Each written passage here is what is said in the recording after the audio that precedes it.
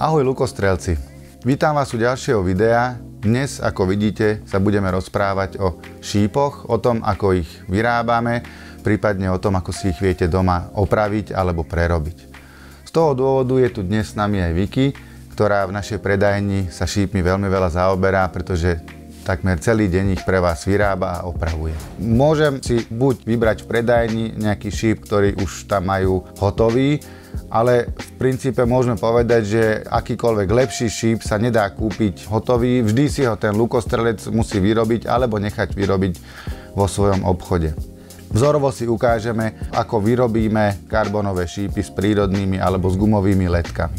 K tomu budeme potrebovať komponenty na šíp, tyčku s končíkom, alebo si ich kúpim samostatne, závisí od toho, ako to ten výrobca dodáva. Z druhej strany budeme lepiť hrot, buď skrutkovací alebo lepiaci hrot, to tiež vlastne závisí od toho, aký druh šípu používame. A potom si musíme pripraviť letky. Podľa toho, ako sme sa rozhodli, buď nejaké gumenné, plastové letky, prípadne prírodné letky, ktoré tu tiež máme nachystané. Na olepenie šípu použijeme lepičku, mám ich tu niekoľko druhov, ich princíp je vždy rovnaký.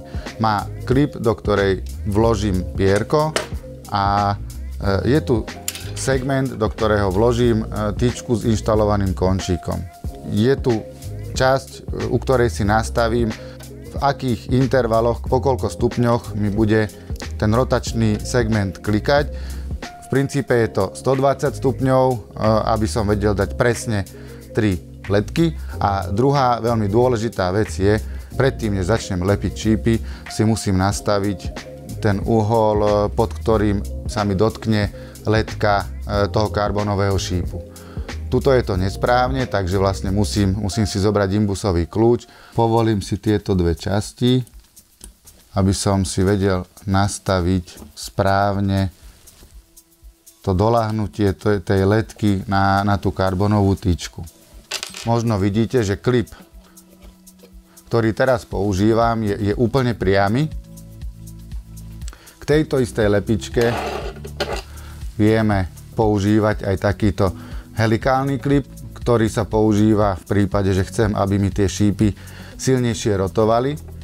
A varianta niečo medzi tým je taká, tú letku, že si nalepím do mierneho offsetu, takže bude len nejakých 15 stupňov šikmo voči ose šípu. Ale v prípade, že tá letka už je dlhšia, že má nejaké 3-4 inče, tak ju do offsetu neviem nalepiť, pretože by mi to vlastne vyšlo mimo telo šípu a vtedy sa používajú tieto helikálne klipy, ktoré vlastne pekne obopnú to telo šípu a letka je pekne prilepená po celej dĺžke a zároveň je pekne na šikmo. Takže keď toto už mám, že mám nastavenú lepičku na tú hrúbku šípu a na ten sklon, ktorý chcem použiť, tak môžeme začať lepiť. Šíp si založíme tak, aby ten jazyček pre tetivu na končíku bol tak, aby sme prvú letku lepili vodiacu. Takže keď používame 3 rôzne farby, tak Vicky si tú už lepičku nastavila tak, že prvú ideme lepiť v tomto prípade bielu letku, ktorú máme jednu. Keď používate 3 rovnaké, tak je to relatívne jedno. Ak by sa aj stalo, že ste sa pomýlili, tak nie je to nejaká tragédia, ten končík sa dá stále v tej tyčke ešte natočiť tak, aby ste tú správnu letku mali v správnej pozícii na šípe. Takže ako prvé si založíme vodiacu letku do klipu a ja si to vždycky zrovnávam s tou hranou, nech je to zarovnané. A používame sekundové lepidlo, ktoré nanesiem v tenkej, ale rovnomernej vrstve. A následne založím klip, dobre dotlačím, nech sa vytlačia bublinky vzduchu a chvíľku počkám, nech to lepidlo zatvrdne. Vicky, vidím, že na tom klipe tam máš nejaké značky s fixkou urobené. Na čo sú? Tie značky slúžia na to, keď niekto používa letku, ktorá je nižšie položená na tele šípu. Že je na inom mieste na tele šípu, tak aby ste to dali vždycky rovnako. Takže aj to je jedna z vecí, ktoré si treba uvedomiť. Ak si dorábam nejaké svoje šípy a nepoužívam stále tú istú lepičku, tak je dobre si to najprv na svojom existujúcom šípe zmerať, urobiť si tam prípadne nejakú značku na tom klipe, ako to mám, aby som si tie šípy urobil úplne identické, ako mám tú predošlú sadu. Keď máme teda nalepenú prvú letku, pootočíme klipom, znova založíme letku, znova si ju zarovnám pekne po okraj. Pre moju 100% istotu si skontrolujem priložením bez lepidla, či tá letka sedí rovnako ako tá vodiaca. Keď áno, vyberiem si klip, znova nanesem tenkú vrstvu lepidla, vložím do lepičky a zatlačem, by som vytlačila vzduch. Ako ďalší si potom ukážeme šíp s prírodnými letkami, kde nebude nejaký veľký rozdiel, len dôležité je uvedomiť si ten rozdiel v nastavení tej lepičky, že tá letka na tom šípe musí byť trošička inak uložená, aby vám celá táto kostrnka priliehala na plochu toho šípu. Vymenili sme lepičku, ktorá už je nastavená na lepenie prírodných letiek. Zase vidíte, že nacvaká si to tak, aby vlastne prvú dávala vodiacu, aj keď tento konkrétny šíp budeme lepiť 3 čiernymi, pretože v tomto prípade si to zákazník tak želá. Vidíte, že tento šíp je olepený tak, že keď sa naň pozriete, tak tie pierka sú mierne v offsete, to znamená, že predok toho pierka ide trošička doprava a sú pekne v 120 stupňovom uhle. K tomu olepeniu pierok by som ešte povedal takú vec, že väčšina strelcov to berie tak, že keď som pravák a chcem si dávať letky do offsetu, tak si dávam tie letky ako keby doprava. To znamená, že predok, keď sa na ten šíp pozerám zozadu, že predok toho pierka ide mierne doprava od osy šípu. Tomu sa hovorí pravý offset alebo pravý helikál, keď používam zatočený klip. Máme olepený aj tento šíp. Ďakujem pekne. V tomto prípade, keď sa na ten šíp pozrieme zozadu, tak tie letky sú tiež kvôli tomu, že je tam tá kostrnka na tom spodku pierka, tak sú mierne posunuté ako keby bokom, ale ten 120 stupňový uhol, všetko je tam zachované takisto ako pri gumových pierkach. Samostatnou kategóriou je materiál šípu Dural, na ktorý sa všeobecne veľmi ťažko lepia letky. To je jedno, či sa jedná o nejaké sekundové alebo pomalšie lepidlo, ale vždy je tam trošička problém v tom, aby tie letky na tom Duralovom tele šípu dobre držali. My tuto v predajni to riešime tým, že na šípy nalepíme vrep. Je to takáto samolepka, ktorej šírku si vyberiem podľa toho, aký priemer šípu používam. Je to vec, ktorá sa používa jednak v tom prípade, keď si napríklad neviem rady, že na ten materiál mi to pierko nechce držať. Ďalšia vec je, že lukostrelci, ktorí si chcú ľahšie hľadať svoje šípy, tak si vlastne použijú nejaký typ takého reflexnejšieho vrepu. Na lepenie týchto vrepov je treba pripraviť si takéto dlhšie miesto, aby ten šíp mal dostatok miesta, aby o nič nezavadil, a my na lepenie týchto vrepov používame takúto mäkkú podložku. Niektorí výrobcovia doporučujú pred tým, než sa nanesie lepidlo, použiť takéto leptadlo alebo primer. Toto je jednoznačne riešenie, ktorým keď naleptám, za 2 sekundy nanesiem sekundové lepidlo, drží to dobre aj na tom problematickom už spomínanom Durale a tie letky potom neopadávajú. Mne sa podarilo zarovnať vrep s tými liniami na podložke, nech je to nejak rovno. Teraz prichádza tá lepšia časť, kedy sa snažím rovno nalepiť šíp na samotný vrep. Ja tú podložku používam vlastne len kvôli tej línii.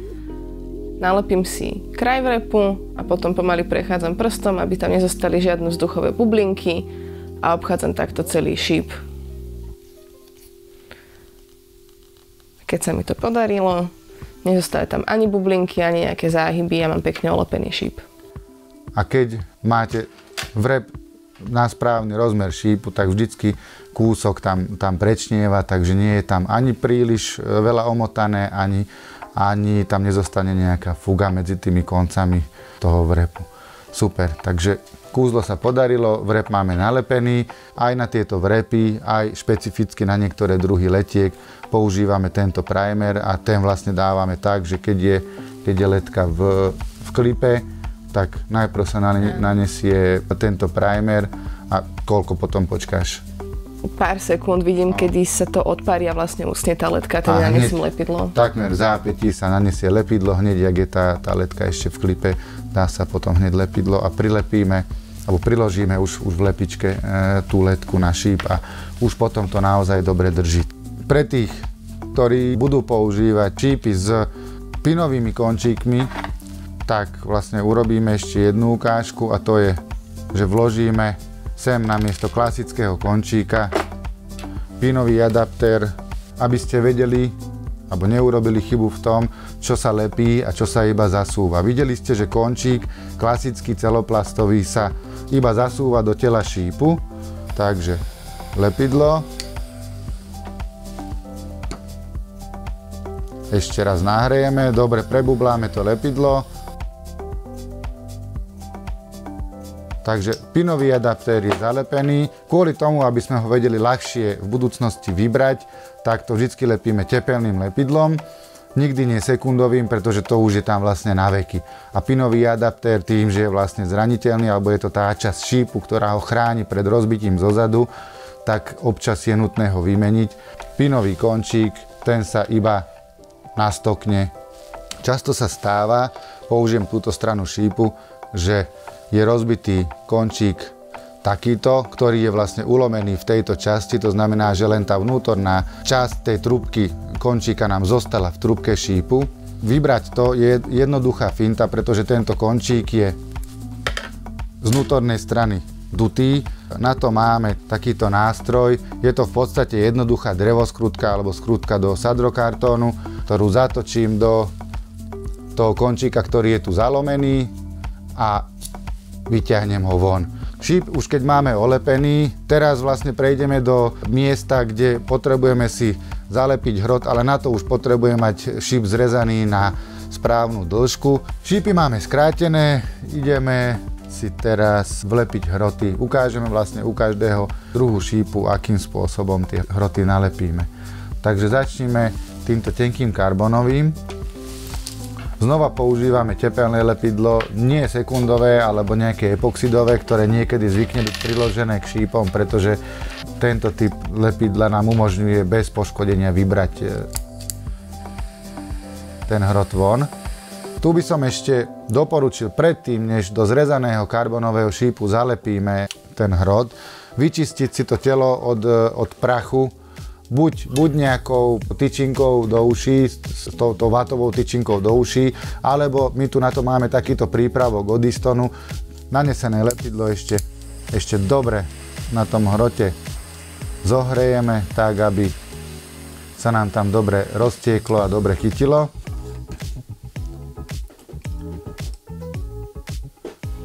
No a znova tak ako predtým, že tie prebytky toho lepidla tesne predtým, než to úplne zatúhne, keď je to ešte pružné, odstránime dolu nechtom. To máme takýto typ. Máme tu potom ešte šípy so skrutkovacími insertami. Tam ten postup je de facto rovnaký, ale predtým ešte než zalepíme ten insert dnu, natočíme si do neho hrot, aby sme ho mali vlastne ten insert za čo chytiť. Znova tým istým spôsobom nanesieme lepidlo, ešte raz ho dobre zohrejeme priamo na tom inserte.